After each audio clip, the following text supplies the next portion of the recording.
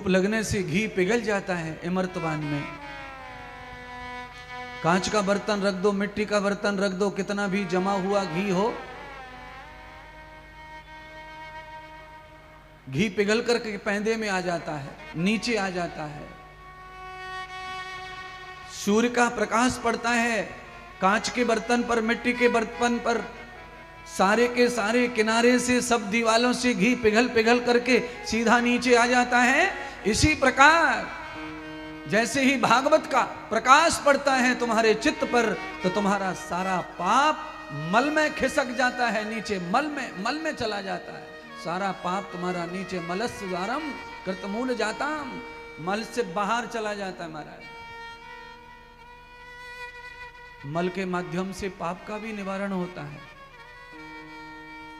कफ के माध्यम से भी पाप का निवारण होता है। आप नाक से नकते हैं, आपको ज्यादा नाक बहने लगे तो केवल वो रोग नहीं है, उसमें पाप भी जा रहे हैं। आपको कभी दस्त लग जाए तो वो केवल रोग नहीं है, वो दंड भी मिल रहा है और पापों का खात्मा भी हो रहा है। दंड मिलने के बाद पापों का नाश भी होता है। ऐसा नहीं है कि आपके अपराध का दंड धरती पर मिल गया और फिर ऊपर जाके भी मिलेगा भगवान के यहां ना। अगर आपने दंड को धरती पर भोग लिया है तो और कहीं दंड का विधान नहीं है। संसार सृष्टि में, भूलोक में, तीनों लोक में, 14 भवन में, यस्तम पृथिव्याम तदलोकस्य मूलम कर्मम विभूषितम पापाय पुण्याय।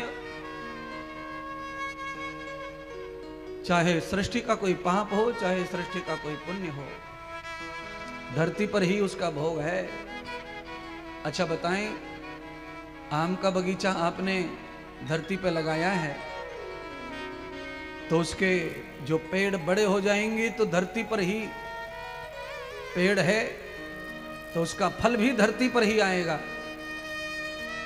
केवल इतना है कि आप आम को तोड़ करके बगीचे से शहर में ले जा सकते हैं, अमेरिका ले जा सकते हैं, घर ले जा सकते हैं, छत पे ले जा सकते हैं, कहीं भी खा सकते हैं, पर धरती पर ही भोगना पड़ेगा। यहां से अमेरिका तक आम जा सकता है, फल जा सकता है आपके खेत का, पर भोग यहीं खत्म, यहीं होगा वो आम, और उसके लिए कोई जगह नहीं है। आप जगह बदल सकते हैं, कितनी भी जगह बदल लो, भोगने की। आदमी विकास करता है तो गांव छोड़ता है, शहर में जाता है, शहर छोड़ता है महानगर में जाता है, महानगर छोड़ता है इंटरसिटी में जाता है, इंटरसिटी छोड़ता है विदेशों में जाता है, पर कर्म थोड़ी पीछा छोड़ता है, वो तो साथ साथ जाता है। आप यहां से भाग करके यहां के लोगों से बच सकते हैं, इनकी नजर से आउट हो सकते हैं, पर कर्म से बच नहीं सकता कोई। सृष्टि के किसी भी कोने पे चले जाने के बाद कर्म साथ ही रहेगा। कोई मंदिर में जाके छुप जाए, कोई मस्जिद में छुप जाए, मंदिर में जाओ, मंदिर में जाओ, मस्जिद में जाओ, गुरुद्वारे में जाओ, जहां चाहो वहां छुप जाओ, पर कर्म तुमसे अलग नहीं हो सकता है, कर्म तुम्हारे साथ ही रहेगा। कर्म का निस्तारण करने वाला अगर संसार में कुछ है तो वो भजन है, श्रवण है, सेवन है, अर्चन है। कुछ उपाय तो हैं जो कर्म का निस्तारण कर सकते हैं, पाप का निस्तारण कर सकते हैं, आपको मुक्त कर सकते हैं कर्म के बंधन से, पाप के बंधन से, आपकी गलती के बंधन से। आपको प्रायश्चित तो करा सकते हैं, आपको शुद्ध तो कर सकते हैं, पर उसके लिए जो उपाय है वही करना पड़ेगा। भाग भाग के आप कर्म से भाग नहीं सकते कहीं। कर्म पीछा नहीं छोड़ता है। सौनक जी कथा सुन रहे थे, सूत जी सुना रहे थे। सौनक जी को जब इन बातों को चर्चा करते करते समझ में नहीं आ रहा महाराज गुरुदेव क्या सुनाना चाहते हैं, तब भगवान श्री सूत जी ने सौनक आदि ऋषियों को सही से ज्ञान हो जाए, बात समझ में आए, उन्होंने एक उदाहरण सुनाया, एक दृष्टांत दिया, महाभारत का ज्ञान दिया। कहा जन्मं सहस्र प्रबद्धते, कि जन्मं सहस्र प्रबद्धते, नस्तं भोग जन्मं श्रुति यस्य त्वया भीष्मान्ते गंगा जातां सपुत्रयः। कहा गया कि गंगा के पुत्र भीष्म हैं, और जब गंगा पुत्र भीष्म गंगा पुत्र नहीं थे, ये तो गंगा पुत्र भीष्म का अंतिम जन्म है जो गंगा के पेट से जन्म लिया, पर इससे पहले भी 100 जन्म बताए। कहा सहस्र जन्मम कृतम पूर्वा, 100 जन्म पहले भी भीष्म ले चुके हैं। और भीष्म पितामह का जन्म कैसा है, केवल एक ही शब्द के पीछे इतनी कथा सुनानी पड़ रही है सूत जी को। चेला सुधर जाए, चेले को समझ में आ जाए, सौनक आदि ऋषियों को समझ में आ जाए, उनकी अशांति खत्म हो जाए, उन्हें शांति प्राप्त हो जाए, वो धैर्य प्राप्त कर लें। ऋषि आप जैसे ऐसे नहीं थे, वो ऋषियों की बात कर रहा हूं।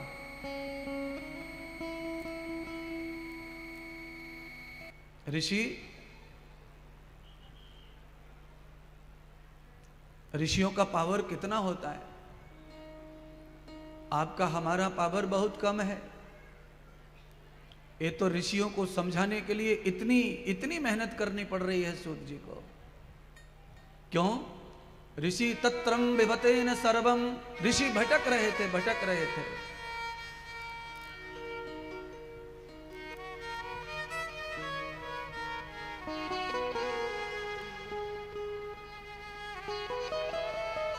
इसीलिए परम ज्ञान देने का प्रयत्न कर रहे थे सूत जी।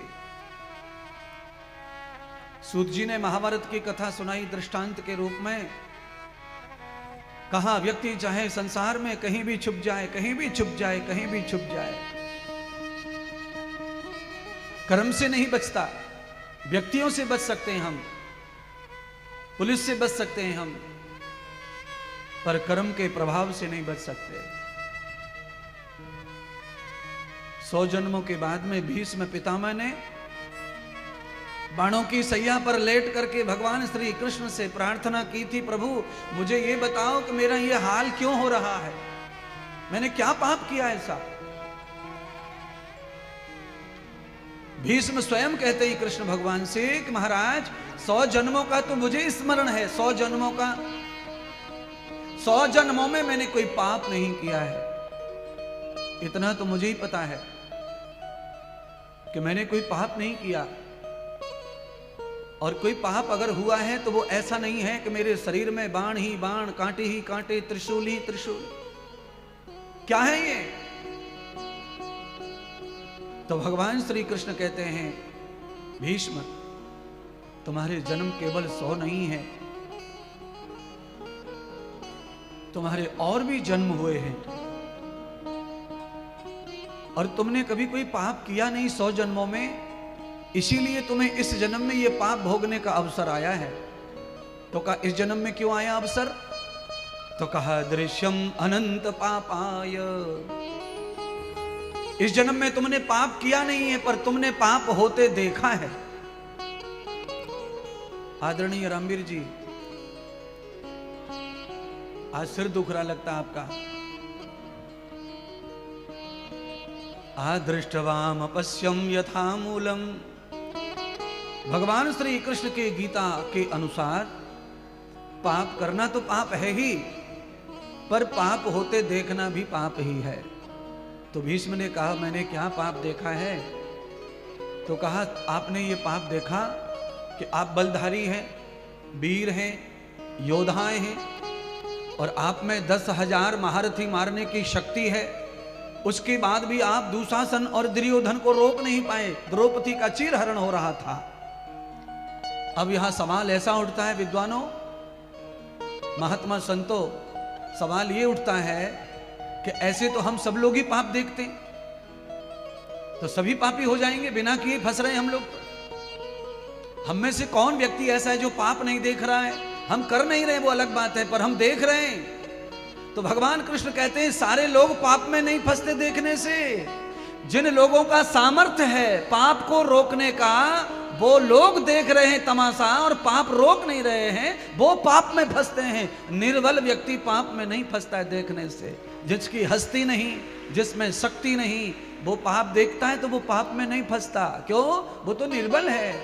पाप करने वाले बलवान हैं, पर जो बलवान का बलवान है, शेर का सवा शेर बैठा है और पाप को देख रहा है और कुछ नहीं कह रहा है, नीचे को मुंड डाल लिया है। तो कहा तुम्हारे इस एक पाप की वजह से तुम्हारे 100 जन्मों का पुराना पाप भी उघड़ आया, उघड़ आया, जागृत हो गया तुम्हारा पाप। तो कहा मैंने कौन सा पाप किया था 100 जन्म पहले, वो बताने की कृपा करें।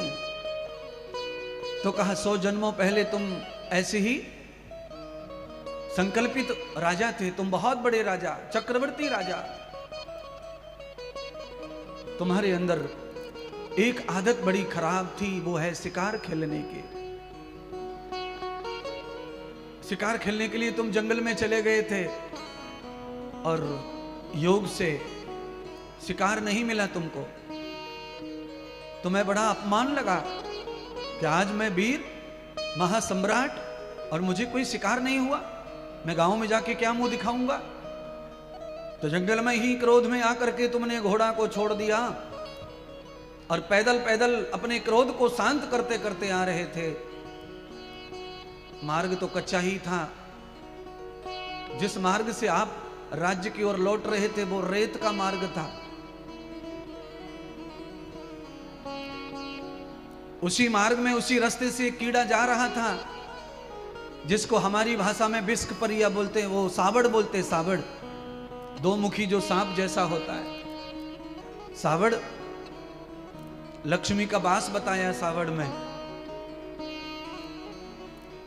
पहले खेतों में सावड़ दिख जाती थी, लोग कहते थे इस बार बहुत अनाज पैदा होगा, बहुत गेहूं पैदा होगा। सावड़ निकली है खेत में, लक्ष्मी का वास बताया है। आपके जूते की नोक पर वो लटक गई और आपने क्रोध में उसे फेंक दिया। वो सावड़ जो है जाकर के कांटों में, करील में फंस गई और भूखी प्यासी 6 महीने तक लटक लटक के सूख सूख के मर गई। उस सावड़ के कांटे जो उसमें चुभ गए थे, कांटे करील के,